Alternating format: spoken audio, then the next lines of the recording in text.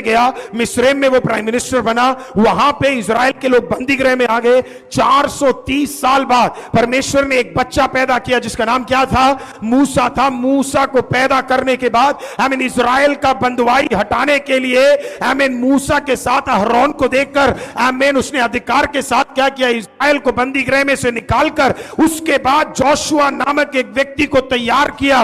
Joshua जिसका Greek नाम यीशुआ है, अगर हम इंग्लिश में देखेंगे तो जीसस है ना, हिंदी अगर हम ग्रीक में देखेंगे तो यीशुस कह करके तो इस व्यक्ति ने क्या किया? फाइनली इजराइल को जिस राज्य उनके लिए तैयार किया गया था उस राज्य में लेकर गया। कौन लेकर गया? कौन लेकर गया? जोशुआ लेकर गया। कई आएंगे हमें वचन बताने के लिए, लेकिन हमें अपने घर कौन लेकर जाएगा? सिर्फ और सिर्फ यीशु मसीह लेकर जाएगा। कई प्रचारक आ जाएंगे, कई नबी आ जाएंगे, बहुत कुछ आएंगे, लेकिन घर लेके जाने वाला कौन है? यीशु है।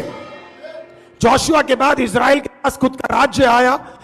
खुद का राज्य आने वाले इजराइल के पास कई सारे जजेस आए। जजेस के बाद उन्होंने कहा हमें एक नबी चाहिए, तो उनको एक प्रीस्ट मिला जिसका नाम एली था। एली के बाद शमूएल, शमूएल उनका सबसे बढ़िया प्रीस्ट था। प्रीस्ट के बाद उनको एक राजा मिला जो परमेश्वर की ओर से नहीं था, वो लोगों ने मांगा था। पिछले दिनों में मेरे से किसी ने एक सवाल पूछा कि शाऊल को भी तो परमेश्वर ने चुना था। नहीं, आपको समझना बहुत जरूरी है। शाऊल मांगा गया है। आप ध्यान से मांगिए आप क्या मांग रहे हैं। लोगों ने कहा हमें शाऊल चाहिए, हमें राजा चाहिए। उनके पास ऑलरेडी राजा था, तो लोगों के इच्छा अनुसार, लोगों के अनुसार दिया गया राजा था शाऊल। लेकिन शाऊल के बाद परमेश्वर ने अपने लिए एक राजा चुना। उस राजा का नाम दाऊद था। और फिर परमेश्वर ने बोला जो वायदा आदम की बीवी हव्वा को दिया था कि इसका बीज इसको खत्म करेगा, परमेश्वर ने कहा इसी दाऊद का बीज क्या करेगा?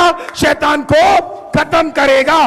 दाऊद के बाद सुलेमान आया। सुलेमान के बाद कई सारे राजा आए। इजराइल पाप करता था, वापस लौट आता था, फिर पाप करता था, फिर वापस लौट आता था, फिर पाप करता था, वापस लौट आता था। तब भविष्यवक्ताओं ने बोला, यशायाह ने इस प्रकार से बोला, एक आने वाला है, एक आने वाला है जिसके ऊपर परमेश्वर का सातों अनुग्रह होगा।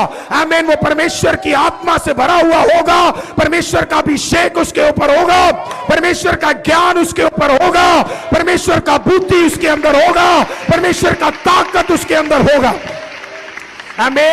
यशायाह बोला। यशायाह बोलने के बाद इजराइल के लोग पाप में गिरते ही गए, गिरते ही गए, गिरते ही गए। जब 400 साल रह गए, 400 साल पहले परमेश्वर ने मलाकी की किताब में इस प्रकार से कहा,